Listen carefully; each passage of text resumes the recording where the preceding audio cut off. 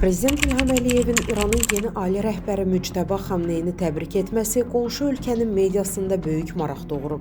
Global İnfaz bildirir ki, Azərbaycan prezidentinin Xamneyni yeni ali rəhbər seçilməsi münasibətilə təbrik etməsi barədə rəsmi açıqlama İranın əsas xəbər agentliklərində və bir sıra populyar portallarında ən çox oxunan yazılardan olub.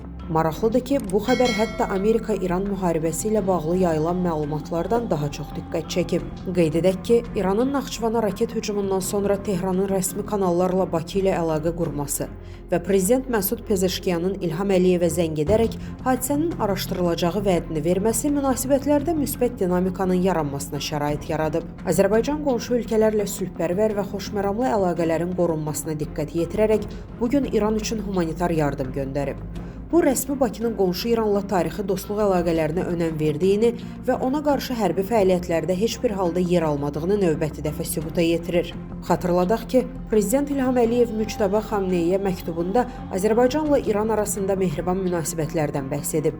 Həmçinin ona yüksək təyinatla bağlı təbriklərini çatdırıb, İran xalqına sülh və əmin-amanlıq arzulayıb. Statın sonu.